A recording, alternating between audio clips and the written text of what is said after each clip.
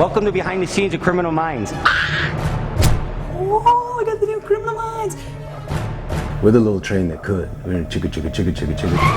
My police stations are so much better this year. Yeah, we're trying to scare people.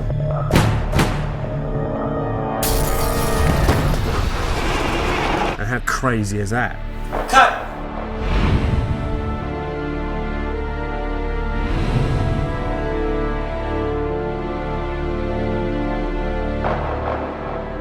One of the things you can do in a second season, if you're lucky enough to get a second season, is sort of expand more on the kinds of stories that you tell. In the first season, you sort of have to do the pilot over and over and over just to cement what the show is. Last year, we really had to establish the show, just the pace of the show, the style of the show. But in doing that, we were compared to Cold Case and Law & Order and CSI. And we were just kind of another procedural. That was good, but we were just kind of another one. And this year, I think we have our own identity. I don't think you can compare us to any other shows. What's very important for a returnable show is to be able to return and to be able to go anywhere, which is why throughout we tried going to different places, not just to serial killing. So the audience was always going to be surprised by something. In essence, you always want to sort of top yourself. You want the audience to want to come back, and you want people to be just completely drawn in.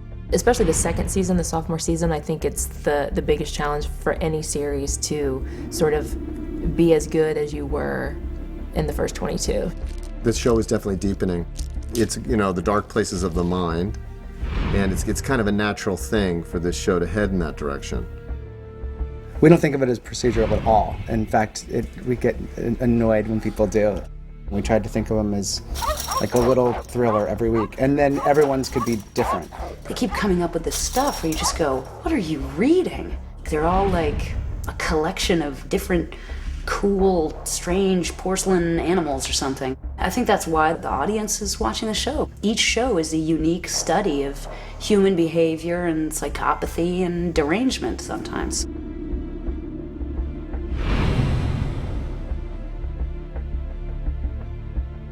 None of this, any of this madness is possible without the great production team that we have on every level, and I mean on every level. For all the stuff you see briefly, we spend a lot of time having to create that stuff.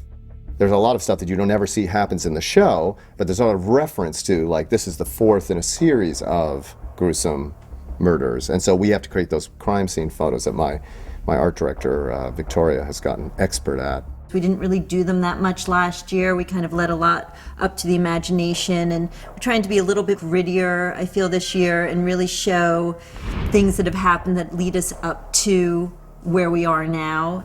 I have a whole shelf of crime scene photos, of actual crime scene photos. I've looked a lot at what do these look like, what does a dead person really look like, what shape their body's lying in, what look does their face have on it. There's an uncomfortableness to their being dead.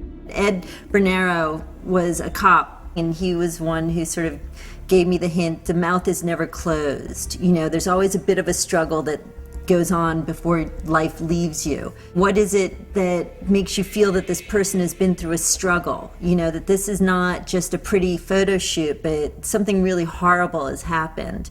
And it takes a lot of people also. Hair, makeup, it's all a little bit of everyone gets involved in it. The aging is one of the hardest things, so people don't go out looking like they're wearing all new clothes. We're adding mud. We use borax. We use TSP, we use all these chemicals. I'm sure you should not be washing things together and to destroy the fabrics, to tear it down. And then we have curry brushes for horses, and we have picks, and we have all kinds of things where we distress it.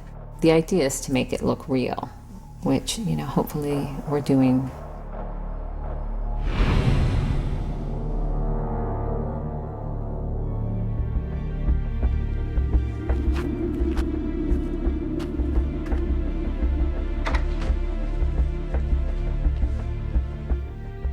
The inspiration came from an actual person.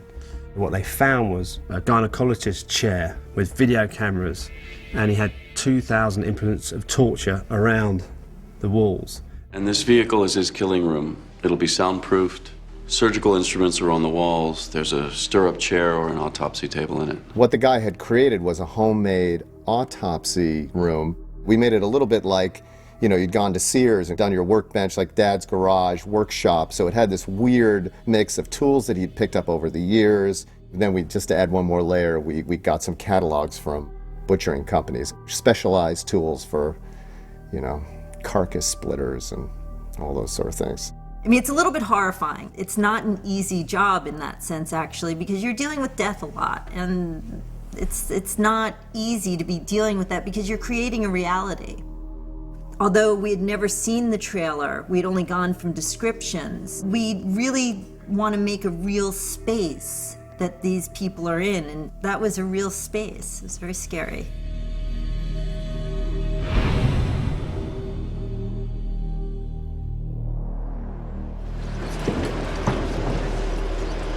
Guys, these wind chimes are made of bone. I think it's human rib bones. The serial killer has been killing for 30 years. He makes these wind chimes out of the rib bones of his many victims.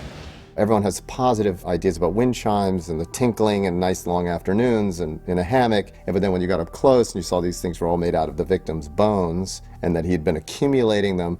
And so they were definitely a hero, you know, a hero image in that show.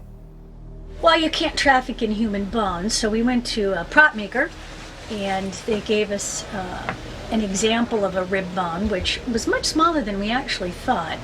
So they cast these, they made these are artificial. And we talked about souvenir objects like this pin and this earring that would be left over from his victims that we would incorporate into the wind chimes. We did 20 of these, and of the 20, this one is my favorite. It's got an oriental flair, and you can't actually tell these are rib bones unless you're really looking at it.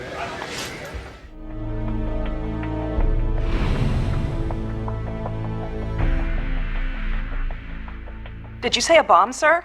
On a bus, in the city where it all began. I'm Jamie Ellman. I'm playing Kenneth, the unsub, in episode 208, Empty Planet.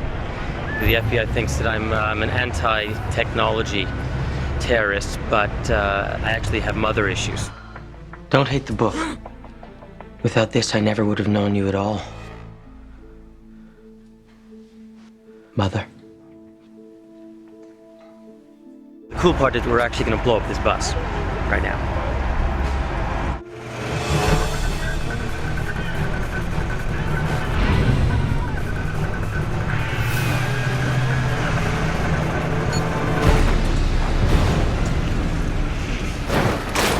We've blown up a few things on this show.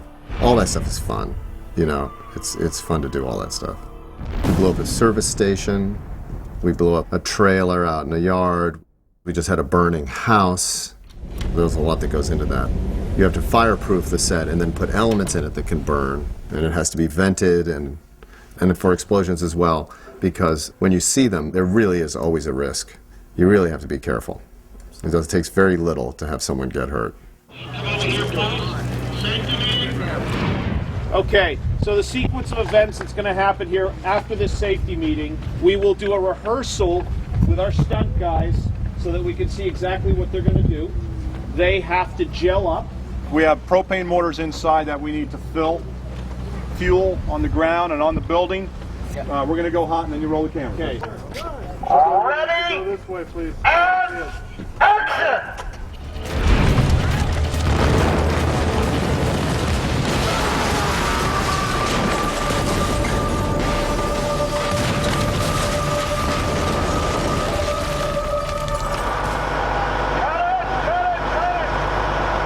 So it worked. It was a great explosion. Nobody got hurt. Everybody got out safely. Well, not in the script, but in the real world. So I'm really happy with how it worked. Great job.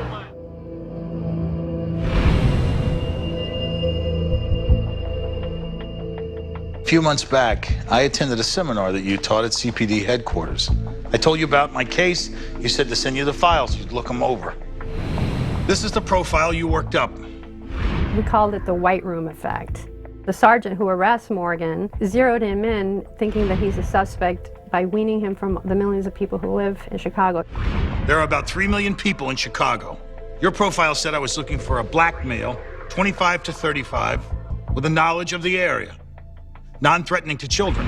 He either knows them or is normal enough that he doesn't scare them. We kind of broke reality for a second so we could show the scale of how many people could possibly be in this profile. This is the profile you worked up. We spin around and we end up in this vast white room without any walls or ceilings. And then we fill the room with thousands and thousands and thousands of people, like a gigantic grid. As the actor went through and read the profile, he started filtering and separating out the characteristics of the unsub to the point where we got down to 2 or 3 people. It's one of those shots that just pushes the dialogue. You're trying to be in Gideon's head. He's seeing the population as a whole and how it gets sifted down to just a couple of people. Once they narrowed it down to 1 or 2 people, we were able to reverse the transition, come back into reality, and just continue along with the story as if everyone had experienced it. Care to guess who visits my first victim every time he's in town? It can't be just visiting the victim. There has to be more than that.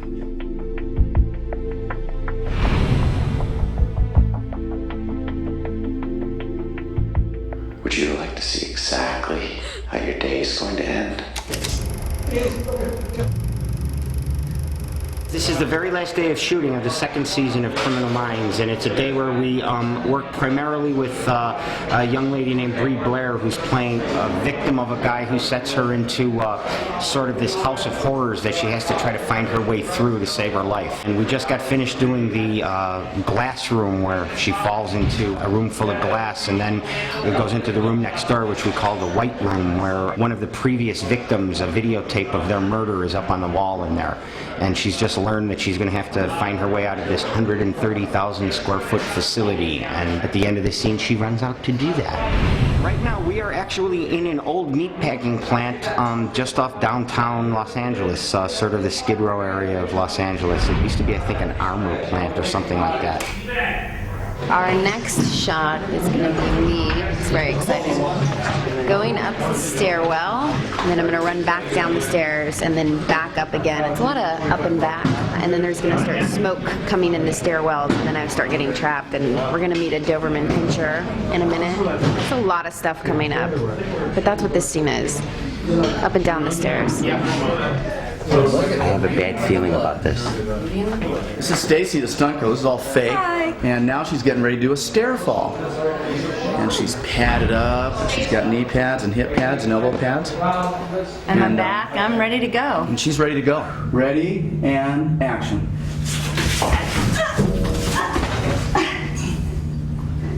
You all right? Yeah. Okay. You okay? Yeah, she's good. We're going to do it in 3 parts because it's too long a fall to do in 1. Okay, Stacy, here we go. Ready and action.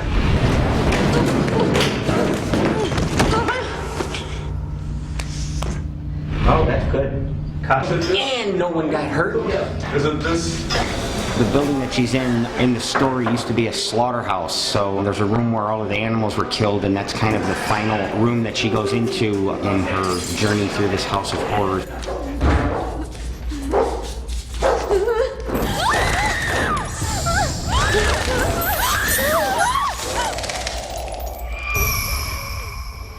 Hello, this is our slaughterhouse room, where the girl has to run through all of the body parts.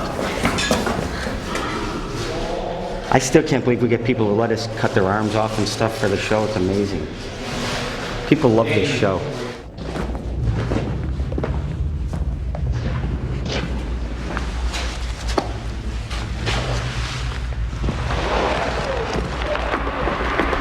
That finishes this camera for this